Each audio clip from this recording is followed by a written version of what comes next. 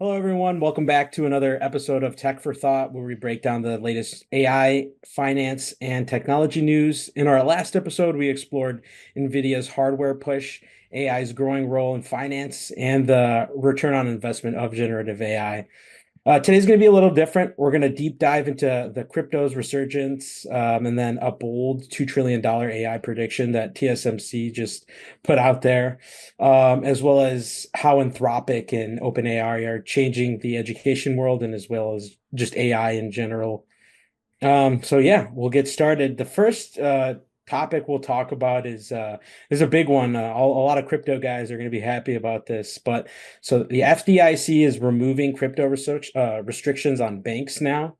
So it's reversing previous guidance that discouraged banks from working with crypto, and this is kind of like signaling a renewed openness toward digital assets. And the Bitcoin ETF that you guys probably heard about is also really popular now, and it's kind of like turning traditional finance a little bit on its head because, these securities, or if you would characterize them as that, are just they're so volatile, and it's going to bring a lot of banks are reintegrating the blockchain, especially when it comes to like regulated crypto products. And I know Bitcoin is a big one that everyone's using right now. But my question is this like a turning point for institutional crypto, or like institutional finance in general? I think it's going to be interesting. I think the biggest change here is they're just rescinding their previous guidance requiring them to submit pre-approval.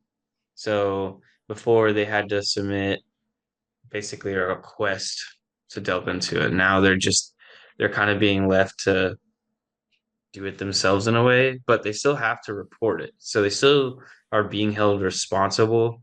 I think a lot of things right now are just taking into how slow bureaucracy is. I think we've seen a ton of things politically, legally, all of that, like of bureaucracy right now is just really slow.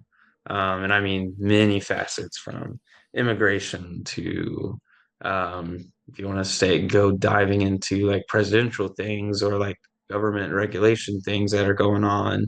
I know there was a big thing with the aerospace industry where the FAA was moving too slowly and like stuff like that. So I think this is kind of a way for them to say, we're not going to make you get previous approval or prior approval, but don't be stupid because if you're stupid, you put all this money into it, we'll still seize it and halt any of your practices. So I kind of think that with large financial institutions getting into the mix, and I know there's a whole bunch of things about big banks and big investing firms and blah, blah, blah, right? But at the end of the day, they've got clients, they're holding people's money, and so they are responsible for a lot of things. So I think them getting into this space is gonna, in a way, cause some calm and some consistency in the crypto world. So you don't have as many people that are kind of lost on crypto that, you know, their grandson told them that they needed to buy crypto, so they buy, $10,000 in Dogecoin or um what's her name? The Hawk Tuah girl, Oh she yeah, the did the Hawk coin. Tuah coin. So I think The like Bitcoin. stuff yeah. like this where they can say, traditional financial advising or financial planning with your bank, you say, okay, well, I am hearing about this crypto. I want to invest money into it, but I don't know what I'm doing, so I'm going to trust you to do it. I think it's going to open up a lot of avenues for your everyday people that don't really understand it. Um, so I think it'll be interesting. I'm curious to see if it'll last very long. I really do think it could be good. I don't think banks and financial institutions will abuse it too much. I'm sure there's always going to be outliers, and I'm sure we'll hear about it a lot, but I do not think it's going to be super detrimental. I think it should be pretty interesting. I personally think there needs to be a balance of bureaucracy. I think if it takes you almost a year to figure out what you're doing around regulation. I mean, was it the TikTok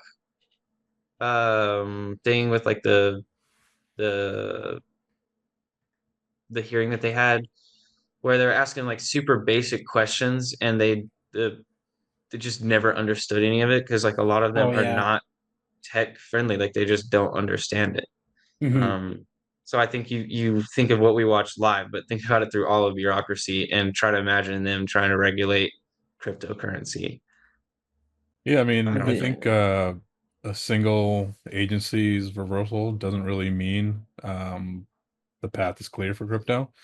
I mean, you still have the SEC, the OCC, states also have their own regulations. So, I mean, whether this move proves to be a true turning point depends on whether or not it's followed by consistent guidance from other regulators, and also continued consumer demand.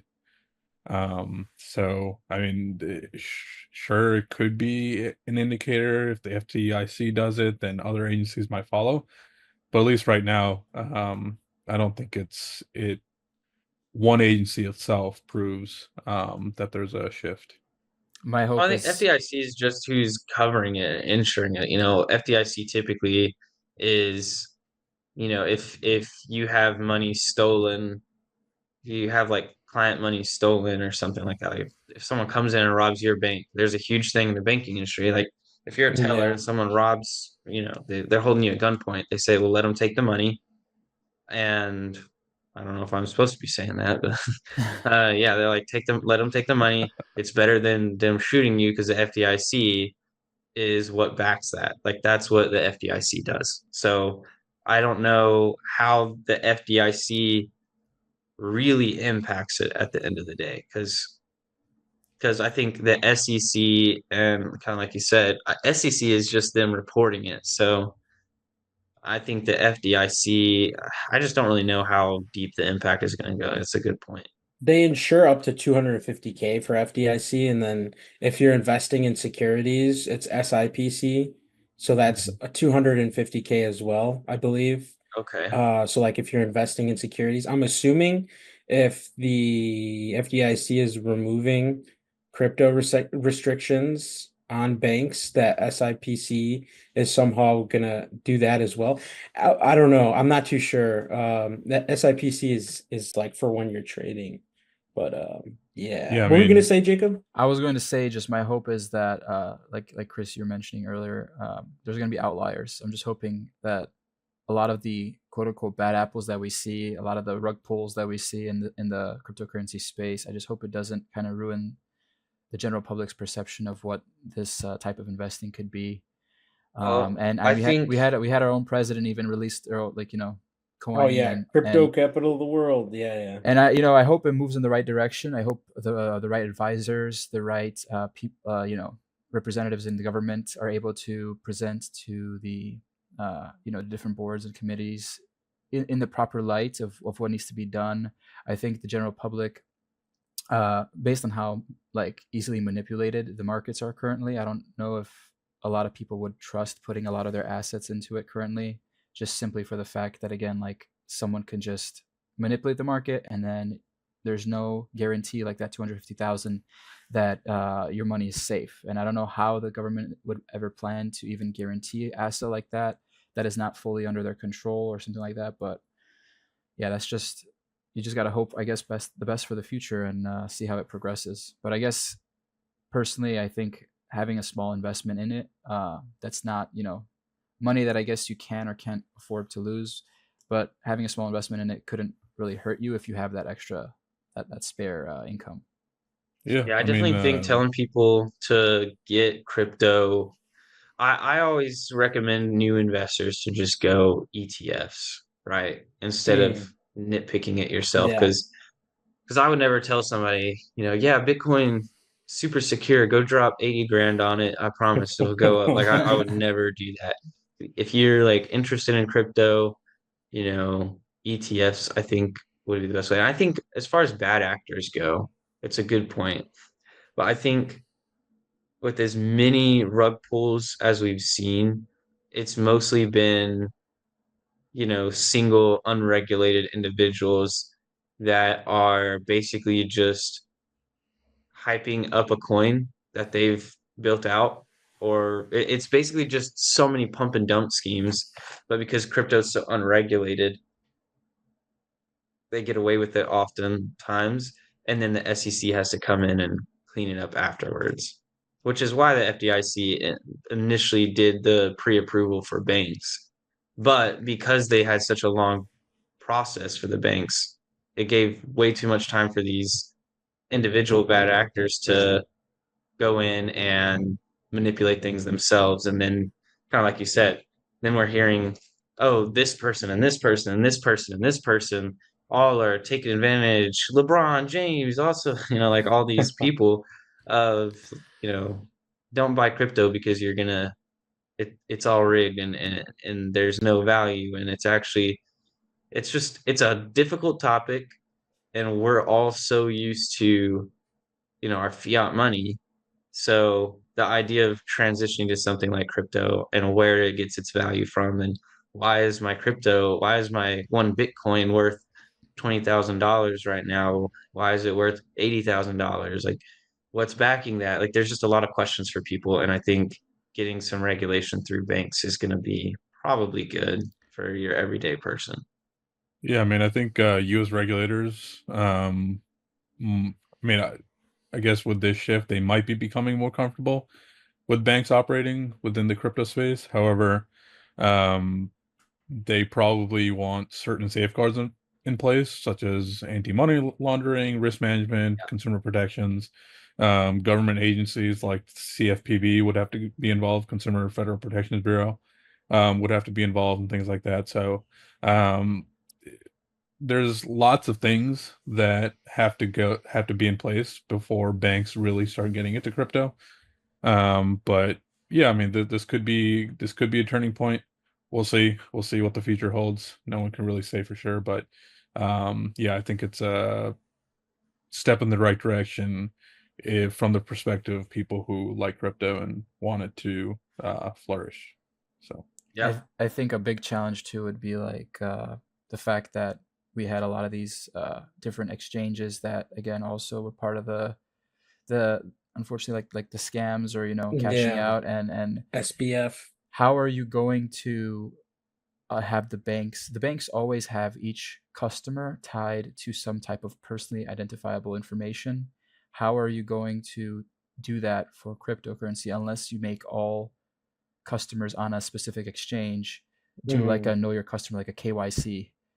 And that's just goes against the entire principle of what cryptocurrency, or like at least I believe what it was trying to do, right? It was supposed to be a payment, a way of exchanging some Like type of decentralized currency. exactly No without bureaucracy involved. exactly. It kind of goes, it contradicts exactly what was trying to be achieved. I guess we're already way past that with all of the different additions or different Well, uh, as long as you already have, like, where do you tend to invest in crypto through? Like, if it's through they're gonna operate the same way any of these other crypto platforms do. Like Coinbase, like they have to track your assets in some way. So right. I'm sure they'll build something out like that. I'm sure it'll be the same exact structure. And I mean, Yeah. that's the backing kind of there of it being decentralized. That's kind of where the questions arise for everybody. It's like, okay, it's decentralized and they're not supposed to track it or anything like that, but it's still backed by US dollars, or, not US dollars specific, but you know what I mean? Like, it's still got a valuation. So that's really hard to break down. The challenge here though is that in my opinion, while you might have maybe an exchange in the future or some more regulations to help with the issues you mentioned, like people will always still be able to sell this cryptocurrency on other exchanges or other places that would still allow the manipulation of the value uh, of that currency, if that makes sense. Like I think that's the major difference. So like I don't think it's possible to allow or to force everybody in the world, whoever's going to use crypto, to use the same, exchange, if that makes sense. And because of that, you're always going to have a risk of the value going down, because the supply and demand is not going to be all, controlled in one. Can you I mean, explain I further? don't think I 'Cause- think people have to use the same exchange, but yeah, they have to report to the same place. That could be a regulatory Right. because there still has kind to be of. anti-money laundering. You can't just go around and being like, oh, well, it's a, at the end of the day, you still can't just launder money through cryptocurrency. I actually used to have a manager, and funny story. He had a like a alias named Optimus Crime. Not even kidding. But he was laundering money from a company that he used to work for. He was a supervisor of a call center type thing, and he would steal people's information and basically wire it out through crypto because it's unregulated. You don't have to report that income or that money anywhere. So decentralized is good for a lot of things, but at the end, I mean, you think of how it's valued right now, and then you think of how people make money from it, and then you look at hyper scaling companies that are producing so much Bitcoin that they're making like $1 million a month or some crazy amount like that in value in cryptocurrency, So at the end of the day, I think there has to be regulation because people are already manipulating it on a massive scale right in front of us. Yeah. So you just have to figure out like which part is important, I guess. It's a hard topic to break down, and I don't have enough of an understanding, admittedly, of cryptocurrency on all the different facets of potential manipulation. Because my biggest worry since the beginning has been if it's like a percent thing, then if a certain company or certain companies can gain a higher percent of control through the blockchain, if you will, then what the whole purpose is defeated anyways. And if, like I think there's like a list of 5 different companies that are out producing everyone else. Like, well, one of you runs like a Bitcoin mining thing, right? Was that you, Aiden? Do you run anything like that? Bitcoin mining thing? No, I've never done that. I know my dad has though.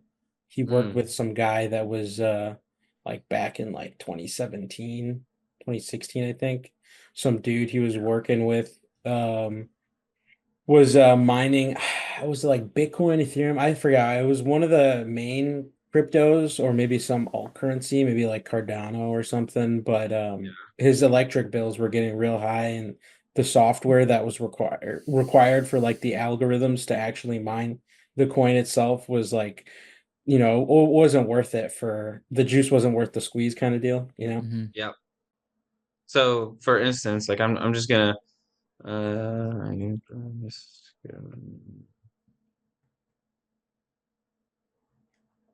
gonna look this up real quick, just out of quick Oh curiosity, yeah, I because was I gonna read this say article. too.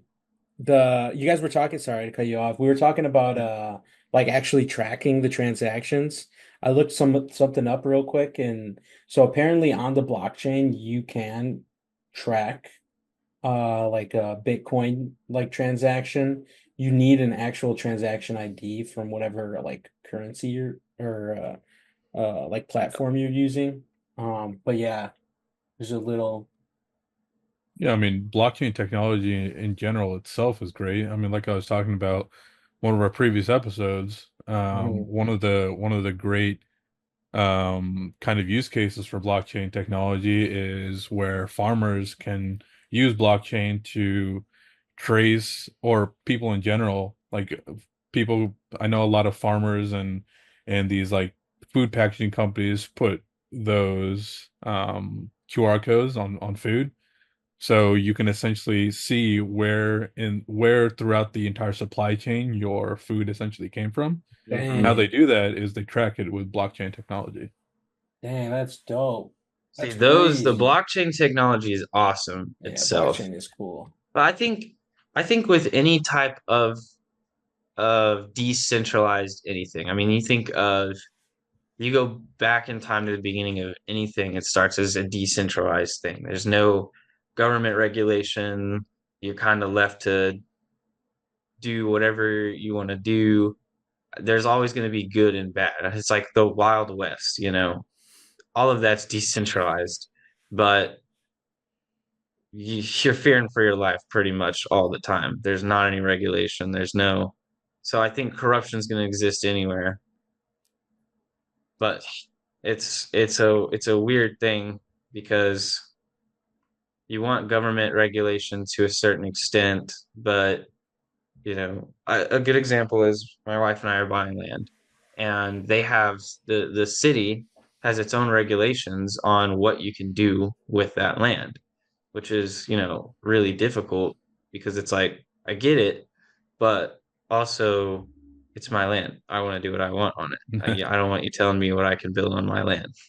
But I think that's kind of different from the crypto space, of course. But I just mean in general, there's got to be some government intervention, Hmm. and there just needs to be a cap on it. It's just hard to find the balance, and I think crypto's so new. I mean, in the grand scheme of things, on a large, legitimate scale, cryptocurrency as a practical technology is probably like a decade old.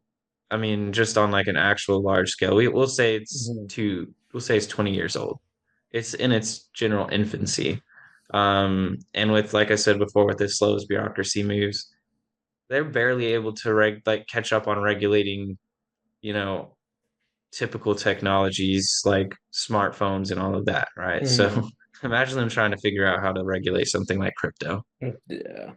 Yeah, I mean, I think in general, I think for institutions, it could herald a more constructive relationship with regulators, encouraging them to invest in certain crypto-based services confidently. Yeah. Um, I mean, it's also good for banking infrastructure. It sets the stage for basically a time where blockchain technology becomes more seamlessly woven into mainstream financial products, and that could help with things like money laundering and tracking transactions through the financial system, which is great in general. But uh, like we said earlier, there's definitely going to need to be a lot more um, regulatory protections if banks really want to start investing, because if something happens on a large scale, then consumers are not going to be happy.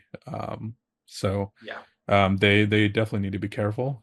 So definitely putting infrastructure in place for more robust blockchain tracking and things like that will go a long way if crypto actually becomes mainstream.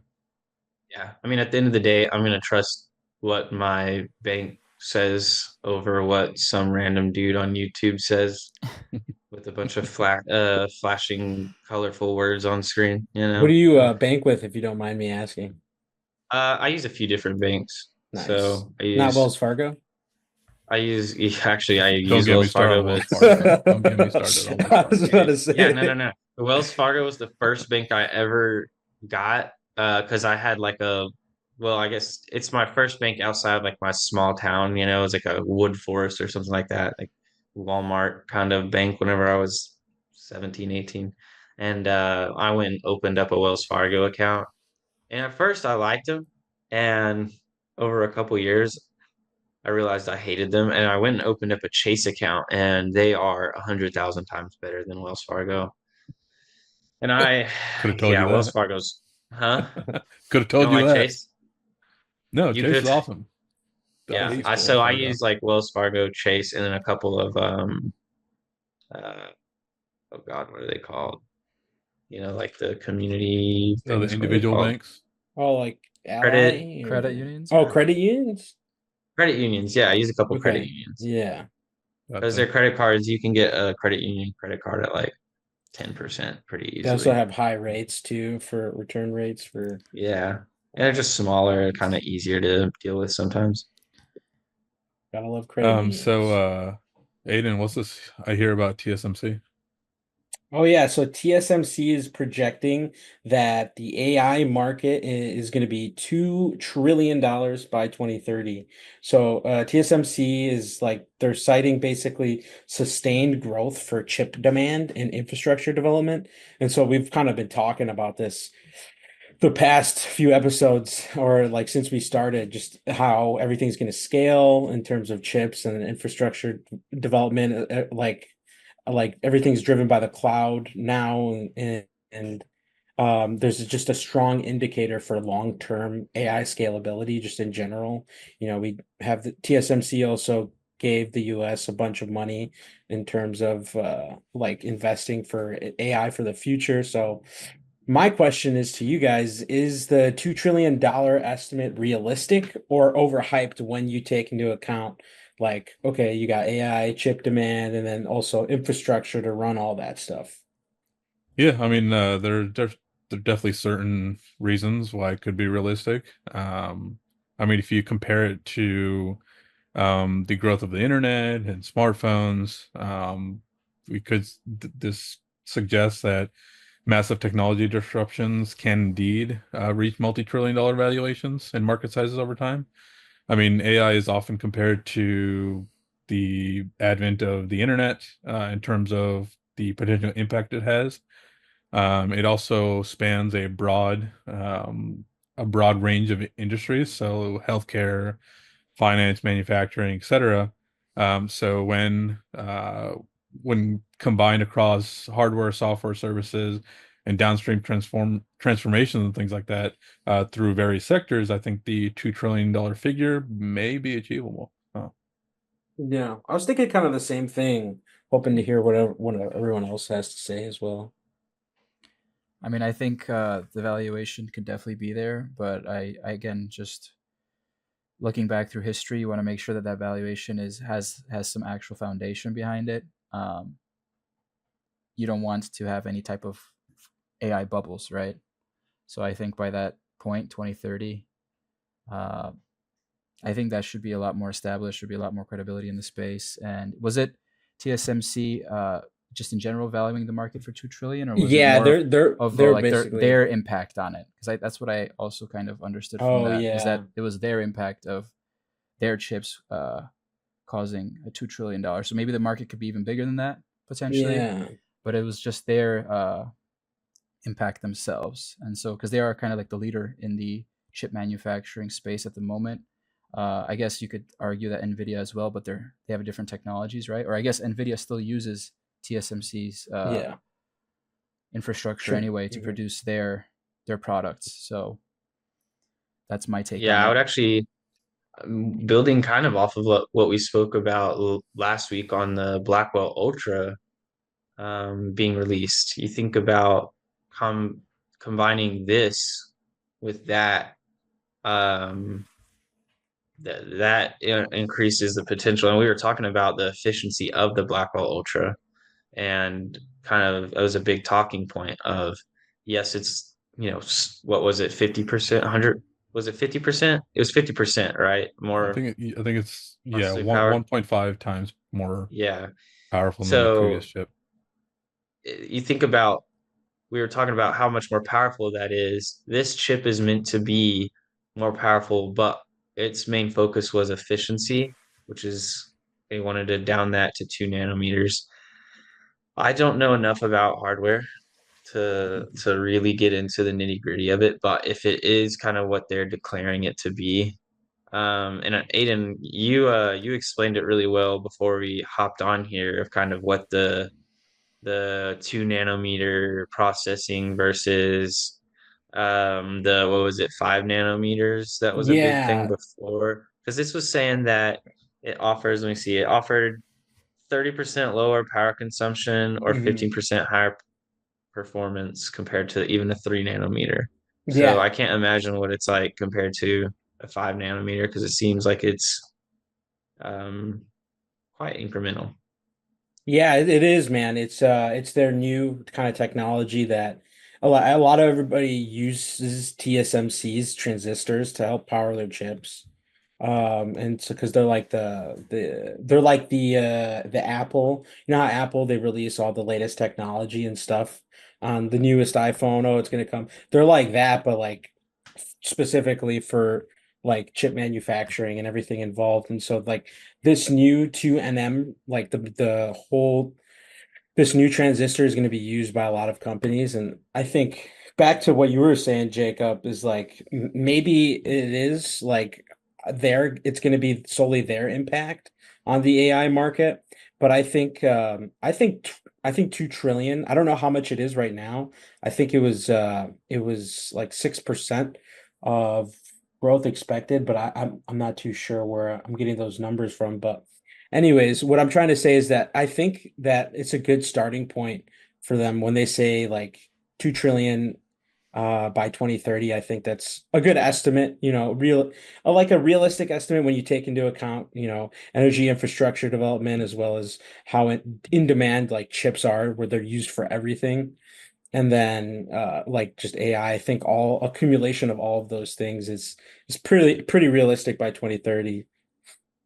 Yeah, I mean, there's definitely certain counterpoints, right? So there could be hardware saturation risks. So um, if there are compute optimizations like more efficient chips like the Blackwell, or improved algorithms like DeepSeek with its reasoning model, could potentially reduce the rate of incremental hardware demand. So TSMC's assumptions might face downward pressure. There's also just cyclical nature of tech in general. The semiconductor industry definitely still sees and goes through cycles of oversupply and undersupply. So the AI hype cycle, if you want to call it, could be subject to corrections. So there's Yeah. definitely things to consider, both counterpoints to TSMC's predictions. But like I said, AI touches a vast uh, or touches multiple industries, so that's a point for it. Yeah, it's just also when I think about like $2 trillion, it's like what other sectors will help drive that kind of growth? Because healthcare is huge. They use a lot of AI is all in healthcare now, especially Mhm. finance. But like I'm right now, I wonder what other sectors will be affected. Yeah, I Well, mean, the semiconductor agriculture, space, yeah, I mean, the manufacturing. semiconductor space in general I think, is projected to go up by over $1 trillion in the next 5 years. And I mean, you think about it, semiconductors, isn't it like Taiwan or something? They produce like 90% of semiconductors in the world. And so there's a lot of companies trying to hop on the semiconductor production train all over the world now.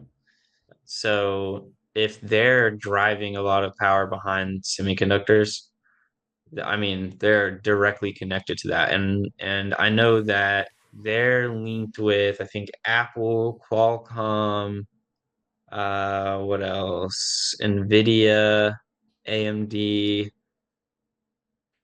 and something else. But There's a lot of they're linked with a companies. lot of really big companies, is my point. And they're Yeah. going to directly track not only those companies' growth, but any industry that's embracing the technology to power things like AI and other technology. Semiconductors are really they're at the core of technological growth over the next 5, 10 years. I mean, Hmm. they are from automobiles to, like you said, driving AI features in healthcare. Like it doesn't matter. It's going to be powered by semiconductors. It's an exploding industry. During COVID, we saw a shortage of it, and vehicle manufacturers were stalled out because of it. Um, I think you saw really during COVID the heavy impact semiconductors had around the world. Apple ran into issues and had to reallocate a ton of things because of it. Vehicle manufacturers around the world stalled out because they had no access to semiconductors. So, I mean, if they're tracking that, then if semiconductor space is expected to go up by $1 trillion in the next 5 years, 2 trillion I still think is a stretch, but I mean, it's probably going to be around a trillion. I wouldn't be surprised if it's close to a trillion. And I guess Yeah. Yeah, I mean, just oh, go ahead. no, go ahead. No, To, go ahead, to, Jacob. to spin off of that, I guess just to for our viewers out there, just to remind that with all of these headlines, it's just important to keep the same strategy going in with investing. I guess for most people, I would say, like Chris, you were mentioning earlier, just investing in general, you want to be having just time in the market over timing the market, just to avoid also the corrections that Sahib you mentioned that potentially could be in the future just based on historical past. So that's just my take on it too. Is just be careful on all the headlines you see. Keep yourself invested, and I guess what are you guys' thoughts on that as well? Just Yeah. Hold Yeah, on don't for ride dear hype life. trains. That's like the number one thing. I think hype trains, if you do want to throw $100 into one of these little pump ETF. and dumps, it's obviously a pump and dump. I mean, that's your decision.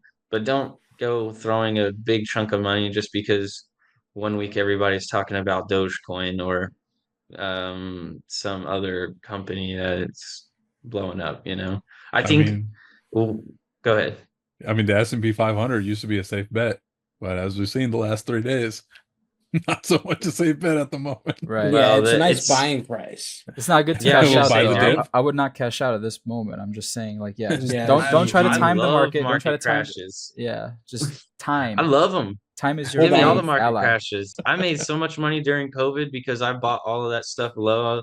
I kept telling my buddies, I was like, look, it'll go up. Trust, it'll go back up. Just invest smart, you know? Chris, what banks were you And I using think I again? made like, Wells Fargo. huh? What's your social, Chris? I invested through, I just kind of did research and used Robinhood like as myself. I made like 5 grand from COVID. Um, so I don't know. I love a good market crash. Let me get some, and now I can drop $100 on a stock that's normally $700. It's fine. I I think feel bad ETFs for the though. people that actually do live off of it, though, man. I do feel Yeah. bad for Just imagine just looking at the charts, you're just like day trading or something.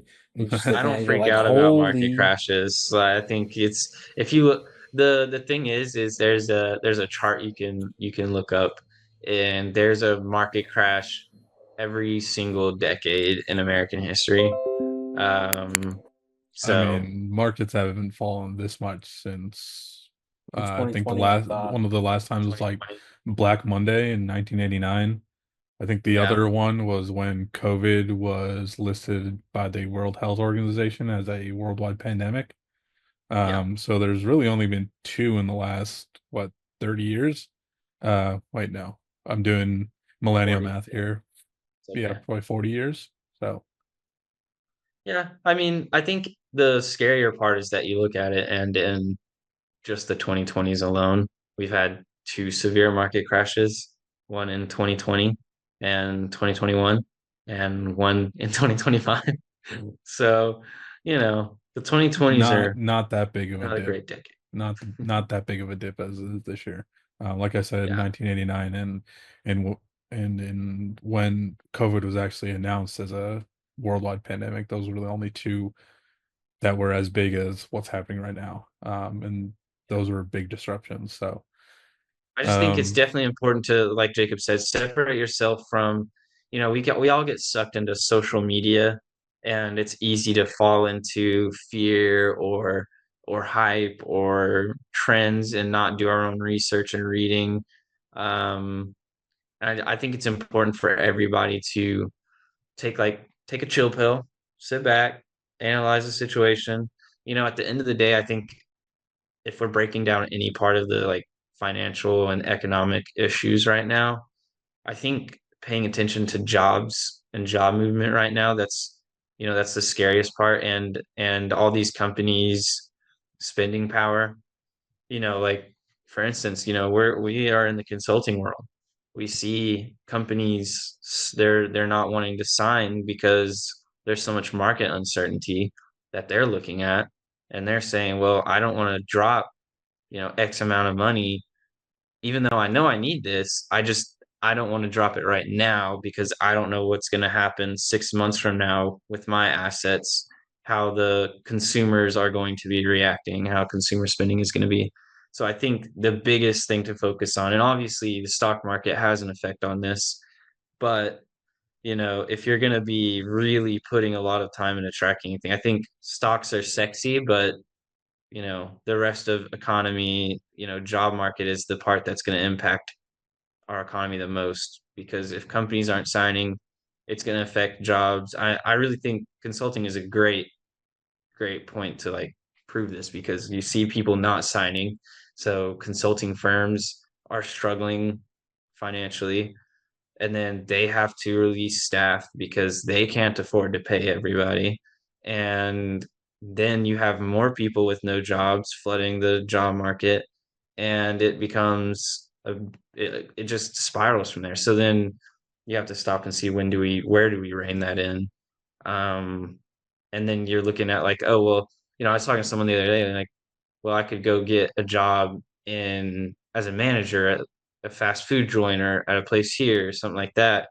And then you're looking at, well, there's a McDonald's close to where I live, and they are testing out a bunch of AI kind of replacements for positions. And so then you're looking at that. And so there's just that. I think there's a lot of combinations of uncertainty in the job market. I think that's the scariest part of the economy right now, Yeah, I mean, for the personally. fast food things, you could just request a thousand glasses of water, like I saw online, and then just immediately someone would come online and be like, "No, I'm sorry, you can't do that. But what would you like?" So you beat the system, and now you're talking to a real person. Yeah. No, you're not getting that. It None of was it. cool. Did you guys see that? I think I talked about it already. Did you guys see that video I sent of that? It was in the grocery store and it was the robot that was walking around and checking the inventory live. Yep. Yep. Yeah. Yeah, Yep. yeah, dude, that was pretty cool, man. I didn't even That's know that that. multimodal AI. Yeah, I mean, dude. that's IoT, baby. That's That's Yeah, what I do. IoT? IoT. That's what I do. Yeah. Yeah. Oh shit. That's cool, man. Holy moly. I had no idea. Yeah. Yeah. It's cool. Yeah. But speaking of AI in general and for enterprises, what's this here I hear about Anthropic? Oh, Anthropic. Okay. Yeah. So we already talked about them a couple of times, I believe, but they're launching a new enterprise version of Claude, and it's featuring advanced team functionality and integrations for business use, like shared memory, permissions, and analytics. It's also integratable with Slack, Google Drive, and other workflows as well. And it's trying to be like a direct competitor to ChatGPT Enterprise and Copilot. And so my question is, will Claude become a staple in enterprise AI stacks? Do you guys see that becoming a thing, or are companies just going to stick with like Microsoft Copilot and all these other ones? What do you guys think? Yeah, I mean, I think it's definitely a uphill battle for sure. However, if these companies really put an emphasis on safety and interpretability of these kind of models and stuff like that, Anthropic just may be the way to go. I mean, they've built their whole brand really around AI safety and offering arguably a more explainable approach that many enterprises value for things like mitigation and compliance. So if the companies really want or I mean, I don't know if it's true, but if they like the branding and the way Anthropic does things, then What but do you think? but yeah, I mean, ChatGPT has a strong brand recognition. Microsoft's Copilot, like I said, is integrated widely into Office products. Some companies might see those as more default options. I mean, new companies like startups and stuff could start using Claude and things like that. But yeah, it's definitely uphill battle. I think Yeah, I think the with branding is just very difficult. Go ahead. no, you go ahead. You go ahead. No, I was just gonna say, just to add on for that, based on my also prior experience when we were talking about different ERPs and stuff like that, people really like to stick with the name brands for even in general day to day, for any products they use. So I think anytime you add something new, or you have like a new name that's trying to break into a space that hasn't really been dominated by them, uh, it, like Sahib mentioned, uphill battle. That's my take on it. Yeah, I think, we work a lot with Microsoft platforms. So you see some of this is like I don't see them breaking into a Microsoft platform very easily. They might leverage, if it's a different service and it needs to connect to Microsoft's services here and there, then I'm sure that'll be fine. But if companies are using Microsoft suites, they're not gonna go in and get Cloud Enterprise. I don't think it would be practical. I mean, they build out Copilot specific to different services now, right? So they'll have Copilot for Power, oh my goodness, for PowerPoint. They'll have it for Word, they'll have it for Excel, and you can ask it questions specific to those applications. And it's specifically trained for those applications. So if I ask it how to set up a pivot table in Excel, it'll very easily be able to walk me through step by step. It'll be able to view my data in there and kind of give me an example, versus, if you're going to get Cloud Enterprise, it's not going to be natively integrated, so we use it a lot of times for different things. And there obviously it's not perfect, and Copilot, ChatGPT Enterprise, both of them are, because they're the ones I've worked with, I can tell you that they are far from perfect. And still oftentimes flat out don't give the right advice. So Claude Enterprise getting in kind of late right now. We'll see how they grow. I think you made a good point, Jacob, and just, people want to stick with these big name brands. But we're also getting into kind of a world where people are moving away from it. I was talking to someone the other day about the CRM software that their company uses, and he works for a pretty, it's like Little middle market boutique. company, and they actually work with a CRM system that I'd never even heard of. I went in and took a look, and it's nice and clean, and it doesn't have, the same capabilities of like the platform we work on, but you do see some of these companies are kind of leaning towards these smaller companies. I think we're kind of in a world where maybe you'll see Claude making its way into, it'll probably leverage a lot of those opportunities, I think. So I think they'll find their way in the middle market maybe a little better. I think their main competitor is going to be ChatGPT Enterprise, to be honest, because I think Copilot, where it is leveraged in middle market, I think you'll see it kind of higher middle market and on more of a large scale personally. I mean, Sahib, what do you think? Yeah, I mean, I think one of the biggest challenges when it comes to um, always when a new player tries to join the space that a lot of these other big players are joining, I think pricing and enterprise readiness are going to be a big thing. I mean, enterprises require robust support because of the amount of employees that are in these companies. They require guaranteed uptime so that their day-to-day processes don't get interrupted. They also need have compliance with multiple data privacy and regulatory requirements. So I think Anthropic definitely will need to ensure these are fully addressed. And the thing is that if they start introducing these to enterprises and more enterprises start using it, then they're going to have to invest into more data centers and servers and stuff to host their models to kind of help with the increased demand. Now, what will that do the essentially due to the price that they're charging? OpenAI and Microsoft already have these large data centers and things like that, so they have the ability to do more competitive pricing.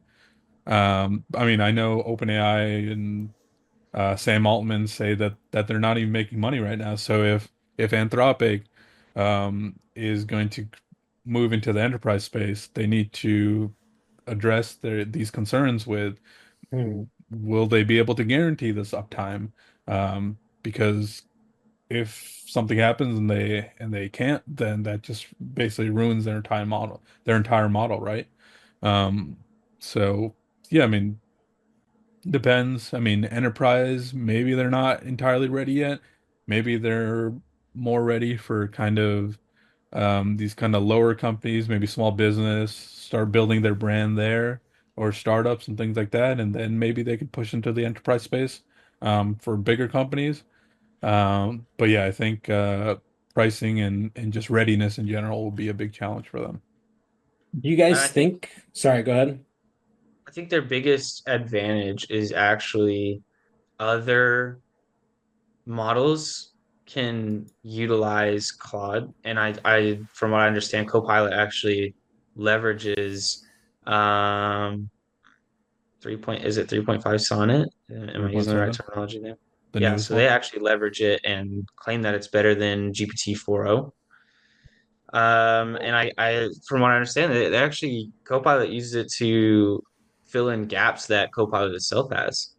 So I don't know if maybe Claude can leverage it as kind of a gap filler program, and come in and support things like Copilot. And if you look at it like that, I think it is more of a direct competitor. You're really a direct competitor to ChatGPT because if these bigger corporate models or whatever you want to call them are are kind of using these smaller models, if you want to call it that, to fill in gaps, then maybe that's where their market is, Not only are we going to have our own system set up for maybe a certain smaller market, we can also market to these larger corporations to fill in their gaps because I know they use Claude for security, scalability. Let's see. I actually took a note on this earlier, which Studious man. was where was it that they actually used a certain function? Yeah, I mean, and while you look that up, I mean, that brings up a good point, right? I mean, there's definitely room for multiple co-pilots or AI models in one company. Hmm. I mean, many large organizations are already using multiple collaboration and workflow solutions. I mean, one company might use, let's say, GPT 4.5 for content generation, and then they might use Claude 3.7 or like a Grok from XAI for our coding and development, things like that. So there's definitely advantages for moving to different models for different situations. Just because one model might be better than the other. So yeah, I Yeah. mean, there's enterprise Claude could be a thing. But I don't know if companies will want to necessarily pay for multiple enterprise offerings. They might want to pay for like a lower version for like different specific um, kind of departments in their company. Yeah, so Yeah. Claude is a more broad system. So Copilot, for instance, is all these targeted copilots. And they actually leverage Claude for more generalized things if someone needs it. So I'm interested to see how this new, I guess, approach is going to work because I think this is kind of a great example of the evolution of business operations, right? I mean, you look at AI models, they're not at the end of the day, they're not like Copilot. It's built off of ChatGPT, but it leverages Claude and it leverages other services and it can link into other services as well, like you mentioned, Grok, and just leverage the better parts of these different services. So I think it's very interesting that now it's not a one model is all kind of world. You can have this overall model that leverages other models. So, yes, we may have Copilot as this main structure built on ChatGPT's or OpenAI's model, rather. Um, but we're also going to use Claude and we're also going to allow usage of Gemini and I think that's a really interesting study, like a case study, honestly, is seeing how these companies can mix and match. I think it'll be really, really interesting to watch. Yeah, I mean, we're already seeing it. I think a big push will be kind of having a single agent or even Copilot as kind of like the orchestration layer. And then that Copilot or that agent, just like multi-agent systems in general, will be able to kind of trigger these flows to call different agents for different things. I mean, we're already seeing it. We're already in our line of work and consulting, we're already seeing people pushing towards kind of having Copilot as their UI and then having it connected to Azure Open or Azure services in general as the kind of backend where they can call many different things from that one orchestration layer, such as Microsoft Copilot, and then call it for like coding, content generation, et cetera, et cetera. So definitely large enterprises in general may need to use multiple Copilots in parallel. So each for different specialized purposes, as long as they can maintain consistent security, data governance, and user training.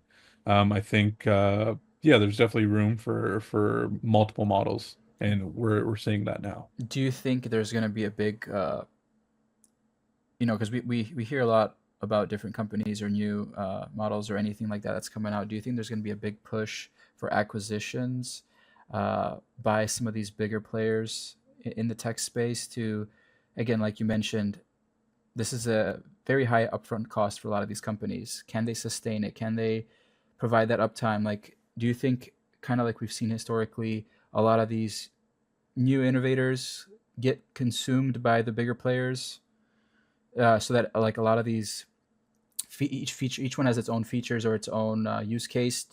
Like Mhm. one platform would kind of have everything integrated into it to become like the dominant player. Do you think that's going to happen?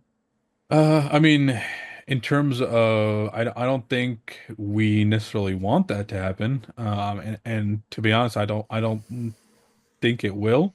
I mean, you definitely want there to be competition. That's how you get growth and things like that. So, I think it'll be more of, like I said earlier, of having a kind of front end orchestration layer, and then having that orchestration layer kind of talk to all these different systems, just like with the new MCP servers that technology that Anthropic came out with. We can talk about that next week more in depth, but yeah, I think if companies want their technologies that they're using to be more competitive and things like that, I think there's just going to be a push for more uh, connective kind of infrastructure where Right. you're kind of dealing with multiple different technologies. I guess that's the hope then, to just keep the competitive space in the market, like, keep it Yeah, going. We don't want to have anti-competitive, companies, but that kind of is what happens, unfortunately. That's why I yeah. I guess we have the mean, regulations and stuff in place. So yeah. I mean, hopefully with the that with the will protect boom. AI. Yeah, I mean, with the boom of AI and all these like scraping services, et cetera, I mean, we're already seeing kind of Google's market share kind of dropping a bit. Um, I don't know if that means that Google will lose a lot of their market share, but we're still seeing at least some of the market share being pulled from Google, where people are using things like ChatGPT for their information gathering and things like that. So definitely, I mean, that might push Google to be more competitive in the search space, and that's what we can hope. Um, Forced to but yeah, I innovate. think, yeah, push to innovate and things like that. I mean, we're already seeing their models getting better and better, like Gemini 2.5 Pro. I use that for like everything the last week or so. And it was pretty great. Their deep research is awesome. Definitely a competitor to OpenAI's deep research. So definitely, I think having multiple technologies in the same space definitely adds to greater innovation and things like that. So um, there's definitely room for Claude. Um, but like I said earlier, they need to demonstrate that they're reliable and scalable and things like that. And they align with compliance requirements for these companies. Yeah, out of curiosity, raise of hands, who actually Googles something first nowadays? Because I I do don't even sometimes. Google first most of the time. If I need to find out something on like, Slacker. hey, I'm No, I'm just using kidding. this thing, how do I do a certain task, right? I actually go ChatGPT, then Google. Because if I go search something on Google, I'm getting a ton of articles and most of them are useless half the time. I'll get like and they like shrunk first page now or something. It just feels like whenever I go look at Google now, it looks cluttered, it looks outdated. It's the way that it gives you the way that the algorithm decides what pages to recommend is sloppy in my opinion. It just feels terrible now. So I'll do kind of a combination now of Googling and then I'm gradually finding that I'm working my way toward just using ChatGPT as my searching and then just referencing the links that it provides. I Yeah. mean, you got to Yeah. make sure that you're not, or you're taking into account that AI can definitely have hallucinations. Oh yeah. Hmm. That's I why mean, I you think, reference the links. yeah, I mean, I think it also depends on the type of use case and thing I'm doing.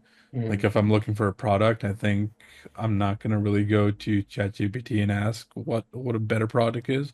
I'll probably go to Google and then look for ratings and things like that. So it definitely depends on the type of use case I'm trying to use it for. Um, but yeah, I mean, yeah, I think definitely it's Here's a recent interchangeable. example for me. I just ordered a nightstand from Amazon, right? Mhm. Uh and I was trying to find one that wasn't crazy expensive because I'm not about to drop $500 on a nightstand. Hmm. And I was looking at ones like $80, right? And it had no reviews, um, which is pretty much always a deterrent for you, right? But they had an Amazon storefront, and they had other like two or three other items that had reviews. And so I did some research into what it requires to get an Amazon storefront. But when I was Googling the company, I could barely find anything. It was just their products, like all their products were being pushed on Google rather than any reviews or information on the company. So I went to ChatGPT and I asked ChatGPT about the company. I was just running through questions about it, and then asked like where I could go to look into it further, and it provided places to go look into it further. Um, so I decided to go ahead and order it. Gonna be here next week. We'll see. But I think situations like that where it's like Google just feels very market heavy now to me. And so I'm kind of just, I mean, that's how they make their money, advertising and selling ad space, but it's become more than just ad space. They bump you up in the algorithm. I mean, these are all known things. So ChatGPT scraping more than just first page, second page of Google. Um, I think sometimes I find it more reliable, but I will say, on the other hand, if I'm trying to find something for like technical for work or something like that, like the other day, I'm trying to troubleshoot some issues, tried ChatGPT, and it was not helpful. So, and I ended up having to go to a specific page for documentation, and yeah, it took me like an extra hour and a half to find it because I'm digging through multiple pages. But at the end of the day, I mean, sometimes I think you just have to accept that it's ChatGPT, like you said, it's reliable for some things, not reliable for everything. So I think the main thing, at least for me, is ChatGPT is great if there's like you said, like those specific use cases. You can just have it give you like blurb out so much information about a company and just read text to try to summarize it for you and stuff like that. But I think I'm still for myself the best info gatherer for myself. I know exactly what I want to look for, and sometimes I cannot properly communicate to an AI on the specific parameters or specific things I'm actually looking for when trying to find those results. And that's why I guess I can't really communicate all of that either in a simple Google search. But that's just more of like a habit, and it's really hard for people to break or adjust from habits. For Yeah. example, like there's a reason Apple made Safari, Google, like they made Google Yeah. the default like engine, right? So Well, that's just Google's a top habit. tier Google for also pays Apple to do that. So. Right. So that's what yeah, I'm they saying. got a Like those are partnership. just habits. It's just convenient. You can just hop on Safari, Google something real quick, and then that's why it's dominated so long. But I think habits could change if a big or if it becomes more, I guess, mainstream or becomes more convenient, or I guess more of a partnership with the everyday tools you use, aka iPhone, right? So Yeah. um, going back to it though, like you guys are mentioning technical things. If I'm trying to find a specific solution to fix, like let's say I have a problem with an editing software, or if I have a problem with Reddit. something like that, like Reddit, or like some other source that the AI could look at, but it will never truly filter through all of the comments or through all of the. It just won't have the same level of, I guess, Thoroughness. BS detection that a human could have, at least at this stage. Uh, Yeah. Yeah. so it would try to use maybe like different metrics, like maybe like upvotes or like other types of ways to see what quality content is versus not quality content. But ultimately, you yourself are always, or at least in this current stage, you are your best kind of info gatherer for yourself. At least that's what I feel like. So that's why you should Yeah. always double check your AI so that it's not hallucinating, like you mentioned before. Yeah, and that's a great example with Reddit. But I will say with Google, right? The do you know? I don't know if y'all know how Google's algorithm works, but Google's SEO, algorithm baby. literally takes into account, okay, if this page is cited on five other pages, I'm not going to recommend you these five other pages that cite this page. I'm going to just give you this page. So it it kind of gets a lot of these companies are pushed to not cite sources so that they're not going to be basically encouraging another page over their own. So that's where I get with Google. It's such a marketing battle for everybody. Everybody's paying to get their article up. They're undermining algorithm. They're doing all these things. But I definitely am on the same page. Like at the end of the day, we can't shortcut things. So Yep. it is definitely important to always verify. Don't take AI at it's at a solid thing. Like treat it like you would anybody else. Treat it like you would somebody on TikTok giving you advice or any social media platform for that matter. If someone says this is what you should do, go search it. If ChatGPT gives you advice on something, double check it if it's something like very important. If you're putting a car together and it's telling you to put something that's obviously the wrong piece with another piece, probably don't use ChatGPT for building your car going forward. I mean, speaking of AI replacing legacy ways of doing things, what's this I hear about Adobe? Oh yeah. Mm, So apparently they've had this for a while, I think. But so Adobe they have their Project Music, the Gen AI, where you're able to create music using AI, and like even like it's supposed to be helpful for like creators, even us. We could start using it, look into it potentially, and like ads. Just like seeking royalty-free audio. I know that, it's kind of an issue when people are first starting out, is like finding something that's like royalty-free, not gonna get you in trouble with anybody. And also sparks conversation about like AI generated intellectual property.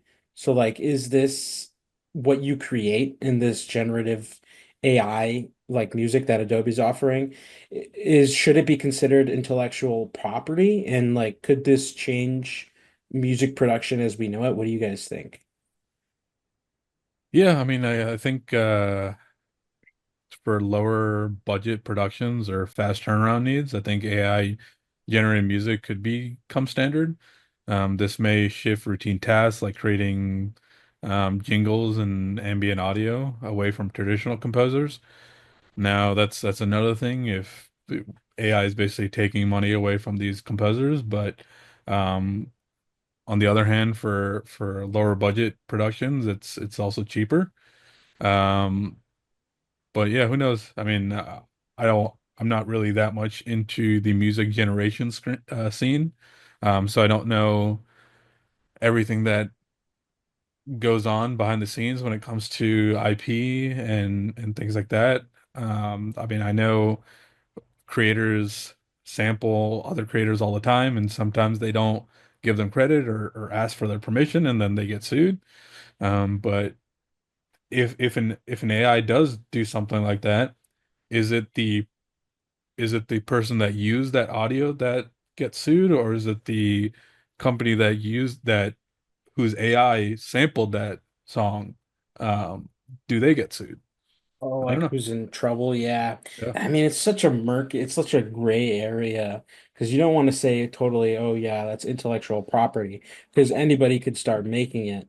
But at the same time, if you like, I mean, I guess I don't know. I don't know if it should be considered intellectual property because if you look at it from both sides, like, well, if you consider it intellectual property, then that means anyone who generates music using that software is gonna, is in charge, like owns that. But at the same token, if you don't give it anything, like I don't see the real downside of that. I Because actually So think the that there thing that was, go ahead. yeah, I actually think that there was a court case. I don't know. I'll look it up in a bit, or somebody wants to look it up. But I think it was about AI generated music. And I think the judge basically sided with the person who used the music, saying um, and not the creator, saying that because the music was listed as AI generated music and the creator was listed as AI and not an actual human, there couldn't be uh, a case for kind of copyright infringement. I think if you really look at most of the people that are going to be using this are YouTubers or, content creators, Hmm. short form, long form content creators, but it's mostly just going to be like short form content creation. YouTube videos under 10 minutes, short form content of like TikToks and stuff like that. And I think, whenever I was younger, I actually ran a YouTube channel and finding um, royalty free music was difficult. And you always had to pay a subscription to access the royalty free music. And then you find like the free royalty music, but every new YouTuber and their dog is using the same five royalty free songs, And so then I think this will enable a lot more free creativity. And I wonder how they're scraping for music generation. I don't know if they're just training it on certain songs, certain chords. What's it? I want to know how they're training it to generate royalty free music. Are they making sure that it avoids licensed music? Which I'm sure they are. If they're training this to make music, I'm sure they've trained it with songs and like chord creation and instrumentation, Progression. all of that to build its own. I'm assuming it's training it off of like other royalty free music as well.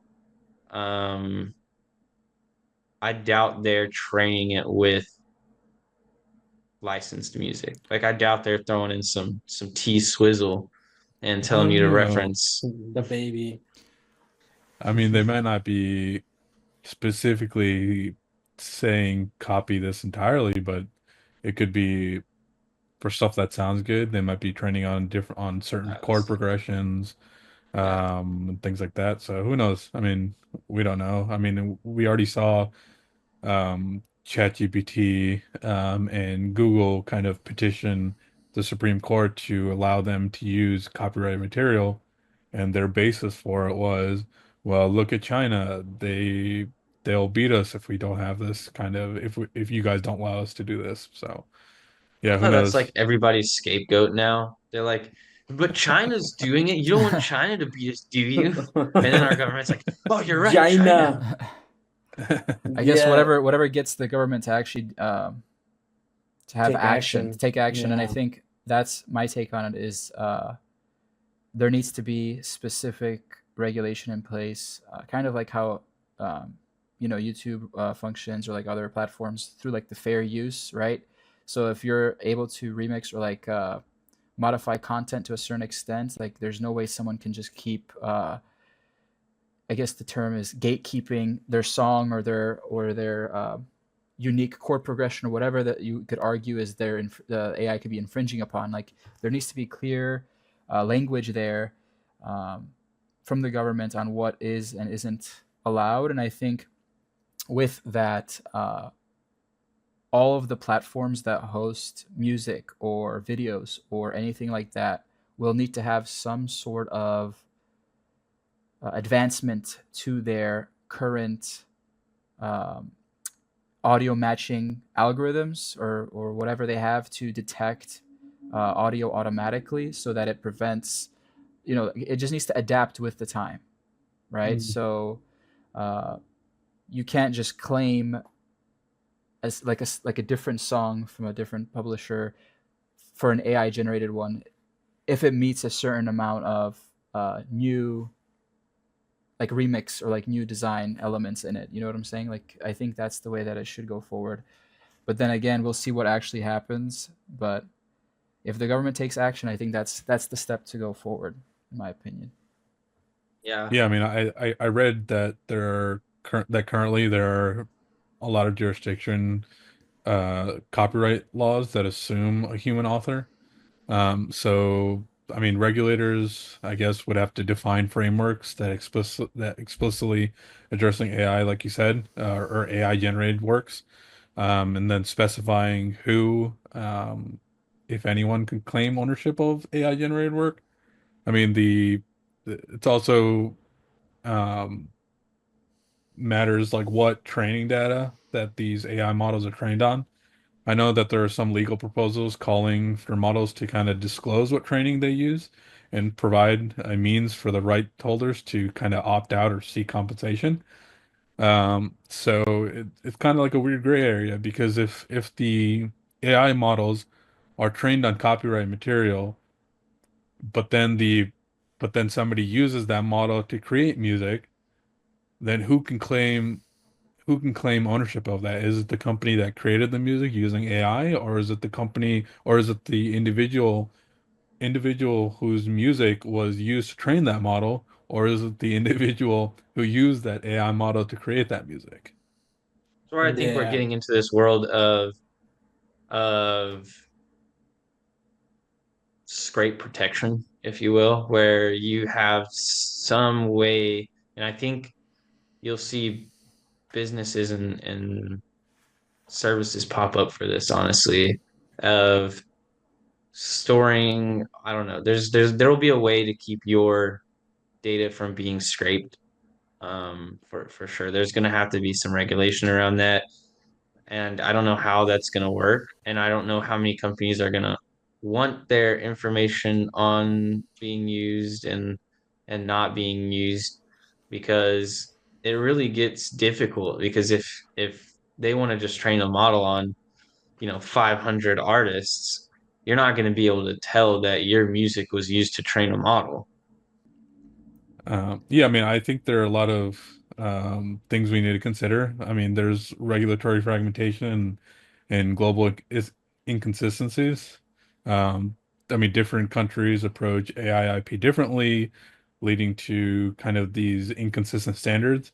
So I think over time we may see kind of international treaties or guidelines that aim to kind of unify or at least harmonize how AI generated works are treated across jurisdictions.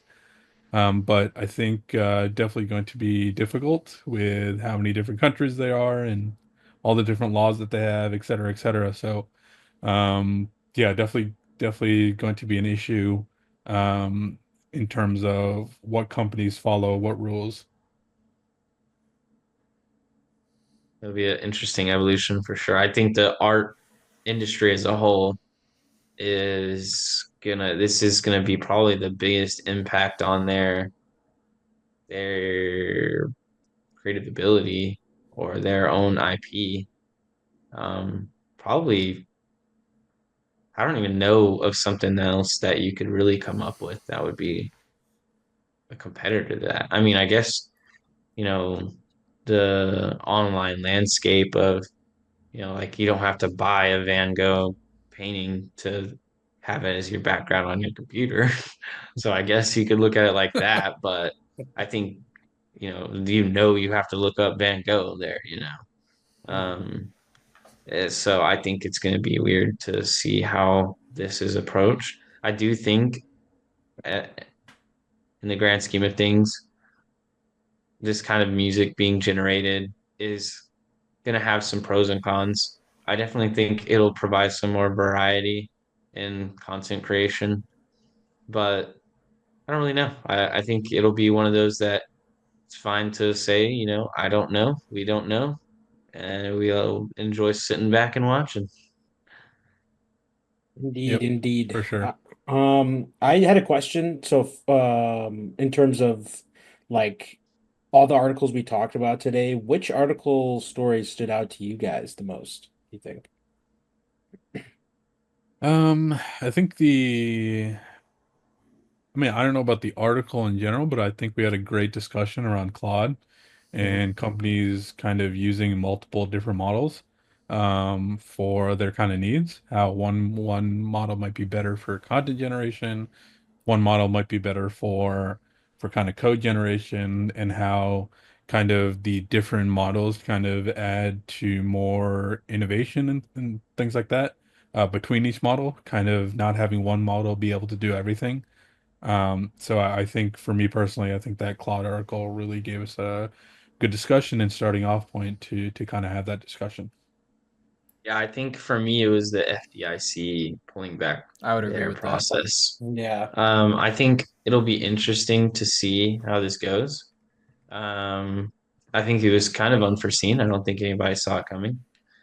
And I think it'll lead to some really interesting developments and maybe some industry consistency around crypto, maybe. Shall see. We shall see. We shall see, brothers. What about you, Aiden? You asked us. Yeah, well, I think the FDIC one specifically was most surprising to me because we saw a lot of stuff with like, I think it's BlackRock's Bitcoin ETF that's like popular that they're talking about. I wonder if companies or banks or other like funds are gonna pop up of different cryptocurrencies because of this. It's just exciting to be in this kind of to be in the thick of it, you know. It's exciting to see these all these new things come out, and it's always inspiring to be like, whoa, what AI tools can I use now to implement into my workflow, and like how can I make my life easier kind of thing. And so, but yeah, that's what I'd say. That's what I'd say to your Yeah. question, buddy. Before we close out, there was the topic on I mentioned it earlier and I wanted to bring it up before we hopped off for this. Um, the hyperscalers for mining operations for cryptocurrency. Oh yeah. Um, so here were the top six companies, and the top one is Marathon Digital Holdings. And let's see, so they actually have it's just specifically a crypto mining company, but they have a market cap of $6.09 billion for just a Whoa. crypto mining company. Dang. Um, then there's Riot with $4.12 billion valuation. Mhm.